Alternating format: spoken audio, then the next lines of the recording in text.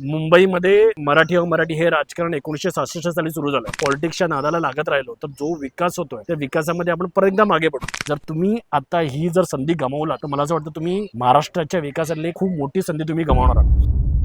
नमस्कार, माझं नाव प्रेरणा लोके आणि आज आपण गप्पा मारणार आहोत महाराष्ट्रातल्या रिअल इस्टेट या क्षेत्राबद्दल. प्रगत आहे आपल्या सोबत. सो प्रगत, आपण बरीच वर्ष झालं रिअल इस्टेट क्षेत्रात कार्यरत आहोत. तर तुला काय वाटतं की जसं आपण मुंबईमध्ये असतो, पुण्यामध्ये काम करतो, त्याच्याशिवाय ठाणे आहे, पालघर आहे, कोकणामध्ये सिंधुदुर्ग, रत्नागिरी, आपण या जिल्ह्यांमध्ये सुद्धा काम करतो. तर एकंदरीत तू रिअल इस्टेट हे क्षेत्र ॲज अ करिअर अपॉर्च्युनिटी म्हणून आणि ऑल ओव्हर 5 वर्षात पूर्ण महाराष्ट्राला कुठल्या दिशेकडे बघतोयस? सो बघा, आता जेव्हा आपण MMR रिजन मधलं रिअल इस्टेट म्हणतो किंवा कोकणामधलं रिअल इस्टेट म्हणतो किंवा PMR रिजन मधलं रिअल इस्टेट म्हणतो, मला असं वाटतं ना की आज महाराष्ट्रामध्ये ना जी पण GDPची ग्रोथ होते, महाराष्ट्राचा जो पण काही विकास होतो ना, तर त्याचं जे इंजिन आहे ना, तर ते हे या MMR आणि PMR आणि कोकणामध्येच कुठे ना कुठेतरी दडलेलं आहे. कारण जर तुम्ही बघितलं आता जे मोठे मोठे इन्फ्रास्ट्रक्चरचे जे प्रोजेक्ट आहेत तर ते कुठे आहेत, तर ते MMR रिजनमध्ये आहेत. म्हणजे आता तुम्ही आता बघितलात अटल सेतू म्हणा, तुम्ही आपला नवी मुंबईचा इंटरनॅशनल एअरपोर्ट म्हणा, वाढवण पोर्ट म्हणा. आता आपण जनरली ना वाढवण पोर्ट करत राहतो,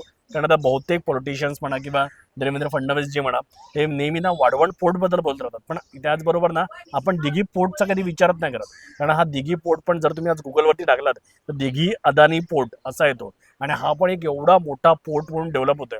त्याच्यामुळे जर तुम्ही बघितलात, जर MMR रिजन म्हणजेच काय आहे तर मुंबई सबब, ठाणे, पालघर आणि रायगड जिल्हा, या 5 जिल्ह्यामध्ये ना आज जी इन्फ्रास्ट्रक्चरची ग्रोथ होते, तर बघा जिथे इन्फ्रास्ट्रक्चरची ग्रोथ होणार ना तिथेच रिअल इस्टेटची ग्रोथ होते. आणि ही जी ग्रोथ आहे ना ही मल्टीफोल्ड ग्रोथ आहे.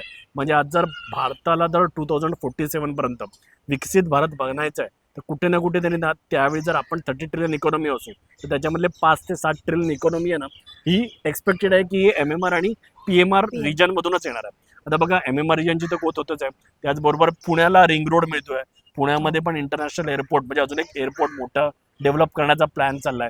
सो ती तर ग्रोथ होतच आहे. आणि त्याच्याशिवाय बघा, MMR मधून जी ग्रोथ ठाण्याकडे येते आणि पुण्याकडची जी ग्रोथ आहे तर ती तुम्ही बघितलात ती मुंबईकडे सरकते.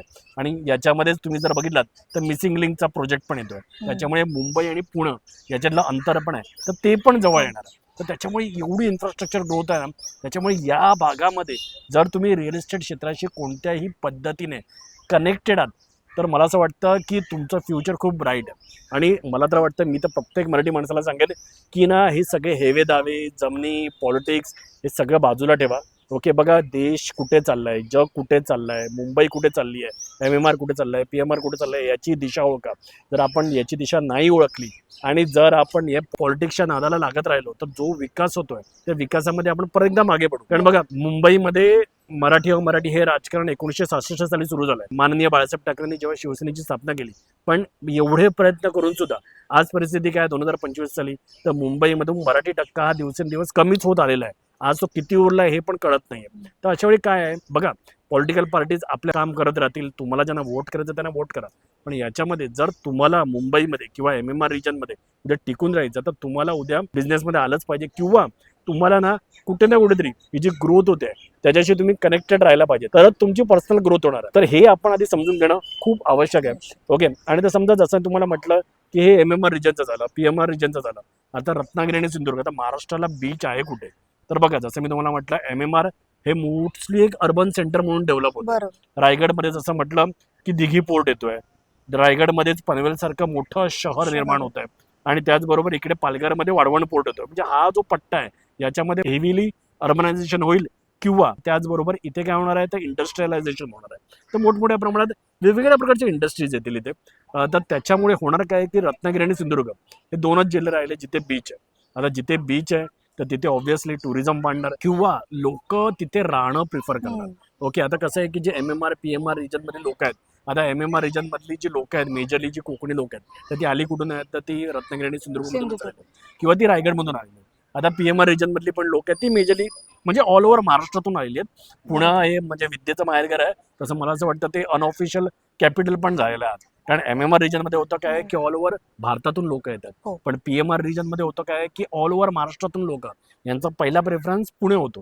कारण मुंबई हे हायली एक्सपेन्सिव्ह आहे. ओके, म्हणजे आज जर इथे तुम्ही 3 BHK 4 BHK घेताय तर 3-4 करोडच्या खालती त्या प्रश्नच येत नाही. हो. ओके, आणि हेच जर पुण्यामध्ये जर घ्यायला गेलो तर 1 करोडच्या आतमध्ये तुम्ही घेऊ शकता. 1-1.5 करोड हा, म्हणजे एक 50-60 लाखामध्ये आज पण तुम्ही इथे पुण्यामध्ये 2 BHK वगैरे तुम्हाला आरामात. आरामात मिळून जातो. त्याच्यामुळे ज्या महाराष्ट्रीयन लोकांचं बजेट तेवढं नाहीये, ज्यांना मुंबई अनअफोर्डेबल वाटते, तर ते पुणे प्रिफर करतात. आणि पुण्यामध्ये आज काय नाहीये, आज पुण्यामध्ये सगळं आहे. सगळं ओके, पुण्यामध्ये आज तुम्ही म्हणाल तर IT इंडस्ट्री आहे, वेगवेगळ्या प्रकारच्या MIDCs आहेत. आता पुण्याची पण ग्रोथ खूप फास्ट होते. तर त्याच्यामुळे महाराष्ट्रामधले ज्या लोकांना मुंबई अनअफोर्डेबल वाटते, तर त्यांच्यासाठी कुठे ना कुठेतरी पुणे हो. हे एक आयडियल डेस्टिनेशन आहे. आता ही जी मुंबई आणि पुण्यामधली जी माणसं आहेत, आता ही शहरी माणसं आहेत, तर त्यांना कुठे ना कुठेतरी फिरायला जावंसं तर वाटणार, त्यांना कुठे ना कुठेतरी सेकंड होम असावंसं वाटणार. ओके, तर त्यांना कुठेतरी अजून एक इन्व्हेस्टमेंट मारावीशी वाटणार.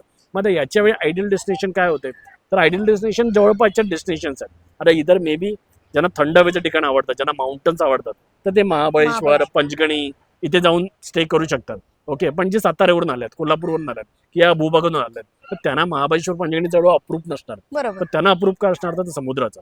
आता रत्नागिरी आणि सिंधुदुर्ग हे 2च जिल्हे राहिलेत, आणि या जिल्ह्यांचा पण जो विकास आहे ना, तो खूप झपाट्याने होतो. याच्यामधली जी शहरं आहेत ना, तर ती मोठी होत आहेत, आणि हे एका प्रकारे चांगलंच आहे. जेवढी शहरं मोठी होणार त्याच्यामुळे ना रत्नागिरी आणि सिंधुदुर्गामधलं जे मायग्रेशन होत आहे मुंबईकडे, तर ते दिवसेंदिवस कमी होत जाईल. होत आहे. कारण तिथे जर आपण जिथे राहतो तिथूनच 10-15 किलोमीटरवरती एक मोठं शहर आहे, तर तिथेच लोक जाऊन जॉब करू शकतात बरोबर. आणि त्यांचं ते गावामध्ये पण राहू शकतात. सो या दुहेरी गोष्टी होऊ शकतात. आता प्रयत्न तर बरेच चालू आहेत, लोकल पॉलिटिशियनचे म्हणा किंवा जे पण प्लॅनिंग करतात आपल्या गव्हर्नमेंटमध्ये, की स्मार्ट सिटीज डेव्हलप झाल्या पाहिजेत रत्नागिरी सिंधुदुर्गमध्ये, आणि वेगवेगळ्या प्रकारचे उद्योग आले पाहिजेत. पण त्याचबरोबर सगळ्यात मोठं म्हणजे काय, तिकडे आजही मोठ्या प्रमाणात निसर्ग सौंदर्य आहे. शहरं विकसित झाली पाहिजेत, पण आजूबाजूची गावं तर गावासारखीच राहिली पाहिजेत, आणि त्या गावामध्ये लोकांना किंवा शहराच्या आजूबाजूला राहायला लोकांना नक्कीच आवडणार. तर त्याच्यामुळे इथे पण मोठ्या प्रमाणात ग्रोथ आहे. म्हणजे ज्यांना शहरात राहायचं आहे तर ते लोक फ्लॅट विकत घेतात, आणि ज्यांना शहराच्या आजूबाजूला राहायचं तर ते तिथे ना बंगलेच विकत बंगले घेतात. विकत घेतात. ओके, सो ओव्हरऑल तुम्ही बघितलात ना, तर सगळीकडे MMR म्हणा, PMR म्हणा किंवा तळकोकण म्हणा, रत्नागिरी आणि सिंधुदुर्ग इथे मोठ्या प्रमाणात रिअल इस्टेटमध्ये इन्व्हेस्टमेंट होते, आणि अशा वेळी ना खूप जास्त ऑपॉर्च्युनिटी आहे. जर तुम्ही आता ही जर संधी गमावलात तर मला असं वाटतं तुम्ही महाराष्ट्राच्या विकासातली एक खूप मोठी संधी तुम्ही गमावणार आहात. काही करा, फोकस करा की कशा प्रकारे तुम्ही या रिअल इस्टेट क्षेत्रामध्ये येऊ शकता. बऱ्याच ऑपॉर्च्युनिटीज आहेत, तर त्याच्याबद्दल आपण मला असं वाटतं एका नवीन एपिसोडमध्ये बोलूया, की बाबा तुम्ही याच्यामध्ये कसं पार्टिसिपेट करू शकता, तुम्ही या ऑपॉर्च्युनिटीचा कसा फायदा घेऊ शकता, आणि तुम्ही कसा या ग्रोथ इंजिनचा भाग बनू शकता. ते मला वाटतं हा व्हिडिओ तुम्हाला एक वेगळा व्हिडिओ होता. आवडला असेल तर नक्की लाईक करा, शेअर करा, आणि आपल्या चॅनलला नक्की सबस्क्राईब करा अशाच प्रकारचे व्हिडिओ बघण्यासाठी. धन्यवाद.